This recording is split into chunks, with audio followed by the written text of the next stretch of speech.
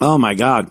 What a little chain of events over the course of the past day, 24 hours or so, with this miraculous news. You know, the people in the mainstream media, it's a miracle. They're actually talking about the horrific murder in North Carolina, in the train in North Carolina. Beautiful Ukrainian girl murdered by a savage animal. And all of a sudden, out of nowhere, it seems, the mainstream media is talking about it. Donald Trump's talking about it. The press secretary, some senators and Congress people. How about that? How about that? I wonder what did that. I wonder what actually did that. Could it have been the nonstop outrage from white people? Social media, especially X, just full of people posting the video, pictures, comments, and a reporter finally asking President Trump yesterday if he had seen this, if he knew about this. And he said he had heard about it, didn't really know, but he's going to look into it, and he did. And he got, he made a statement about it, had pictures of the girl, Irina. I've heard Irina. I'll say Irina. Pictures of her, pictures of the savage animal that murdered her, and, saying that this can't go on. We're not a country. If stuff like this happens, we are not a country anymore. And, he's being fought at every turn from these horrible Democrat cities where stuff like this happens. And he's being fought tooth and nail by these leadership in these cities for wanting to maybe prevent this, prevent the next girl, innocent girl, just trying to get home from work that day, working at a pizza parlor, still had her, clothes on from work. And I mean, I think we can all assume the scumbag that killed her wasn't on his way home from work. He wasn't even supposed to be in that train because he hadn't paid, and he should have been in jail, in prison, actually, not just held in jail, in prison for his prior 14 crimes. So Trump talked about it, which was good to see. Donald Trump addresses Irina's murder. And like I said, boy, they're getting close. They're getting close to addressing the real problem, why it's happening, who's doing it. But they're not quite there yet. But I like hearing the word savage come up, animal. It's very good. You used to not even be able to write that on when it was Twitter. Facebook, you probably still can't. There's a lot of social media platforms and things where you can't write that. You get canceled, you get kicked. But Elon buying X and giving people the ability to say things like that is awesome. All right, let's watch Trump a little bit. For far too long, Americans have been forced to put up with Democrat-run cities that set loose savage, bloodthirsty criminals to prey on innocent people. Really very, very innocent people. In every place, they control radical left judges, politicians, and activists, and they've adopted a policy of catch and release for thugs and killers. In Charlotte, North Carolina, we saw the results of these policies when a 23-year-old woman who came here from Ukraine met her bloody end on a public train. And here's a picture of it. This is the picture of it. Oh. And this is a picture of the woman. a beautiful young girl that never had problems in life, with a magnificent future in this country. And now she's dead. She was slaughtered by a deranged monster who was roaming free after 14 prior arrests. We cannot allow a depraved criminal element of violent repeat offenders to continue spreading destruction and death throughout our country. We have to respond with force and strength. We have to be vicious just like they are. It's the only thing they understand. 24 of the top 25 most dangerous cities in America are run by Democrat mayors. 50 people were murdered in Chicago in recent weeks, with hundreds being shot. And it's time to stop this madness. The people of our country need to insist on protection, safety, law, and order. We have proven that it can be done because we did it right here in D.C., in District of Columbia. The capital of America was a bloodthirsty, horrible, dangerous place, one of the worst. And now it's a crime-free city, and we're going to keep it that way.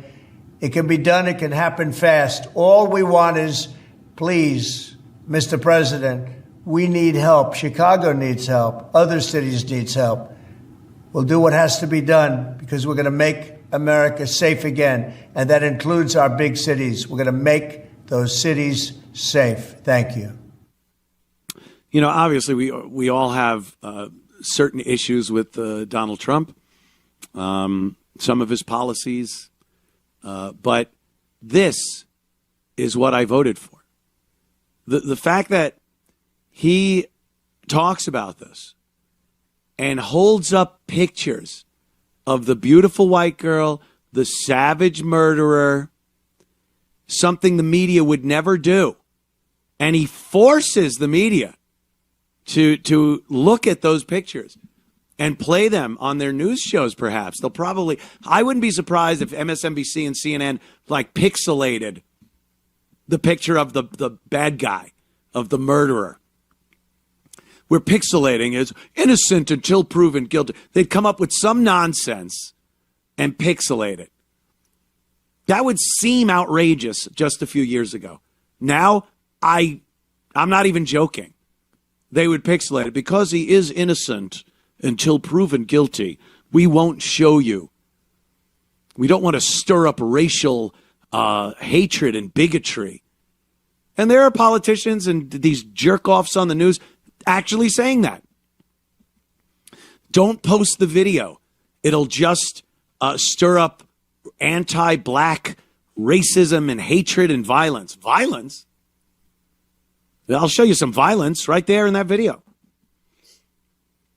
So many big cities, I think Bay Area Rapid Transit, BART, I'm BART. It was one of the first to say, we are no longer handing over our closed circuit video from our public transportation, trains and buses and whatnot, to the media, because it will create racism. It'll create this image that black people are the ones perpetrating all the violence and crimes on public transportation. Well,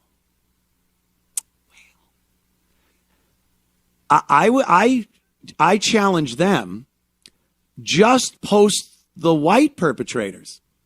All right, let's see what that looks like for a while.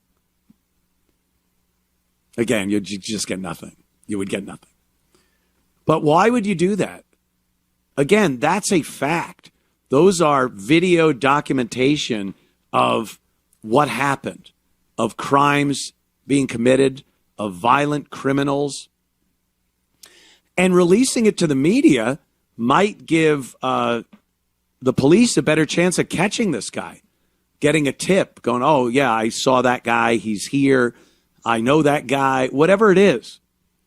So they would rather not insult the black community by showing that most of the crimes, the vast majority of crimes on the Bay Area rapid transit systems are done by black people. And they'd rather not insult those very people than just have people get killed, raped, robbed, possibly using your video to make an arrest on one of these people and take them off the street so they can't do anything else to other people. But they'd rather that person remain out there. Because God forbid we insult the black community by pointing out a horrible, horrible truth that's going on in every major city, by the way, and a lot of suburbs. A lot of suburbs around these major cities are also victims of what's going on in the community. I think there was another one. Let me see. Oh, yeah, they're talking about charging him federally, charging the killer of Irina federally, which would make him eligible for the death penalty. And we'll play the clip, but I'll have something to say about that, too. Of course, it's my show. Roll them. There's actually a video. Oh, is there? Yeah. See? No, it's okay. Show prep. Oh, you know what? It might be the first clip under murder charge federally on the WABC prep sheet that I accidentally sent you. Maybe. Yeah. There's some kind of a... Oh, here we go. Good. Thank you. Now, to Carlos Brown Jr., who we allege stabbed Erna Sarutska, is in state custody on first-degree murder charges. But I'm here today to announce that we're going to supplement those state charges with federal charges. These federal charges will go alongside the murder case in state court, and we hope that they will ensure justice for Erna, for her family, and for the whole Charlotte community. The charge we are bringing is in Title 18, which is the criminal code. It's Section 1992A7, which is the law that Congress passed really for this situation. It is an act of violence on a mass transportation system.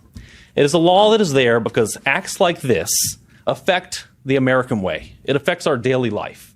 It is random acts on a train that are the thoroughbred and how we get through our cities to work, to our places of education, to our families. It is our way of American life. Crime makes people stop taking that light rail. They give up those opportunities, and we are here to be sure that we can save our city and bring those opportunities back. Right now. Yeah. A nice gesture. A nice gesture. Unfortunately, our death penalty system here in this country is retarded. Just ridiculous. No one is put to death for their horrific crimes any sooner than 20 years. 20 years later. And that's if they even, there are plenty of laws that change. Other presidents come in and other parties, and they change the rules. They pardon people. They stay the execution. They give them life in prison. Whatever it is. Whatever it is, I'll tell you what it isn't. It isn't that this alleged murderer is put to a quick trial, is convicted of murder, sentenced to death, and executed all within 1 year. I'll give him 1 year for everything. From the time he's arrested till the time he's fucking executed, 365 days. That's all I want to see. And I'm being nice. But, this will go on and on. Oh, he was sentenced to death. That'll be years from now if it even happens. And then you'll have the Kardashians trying to get him out of prison.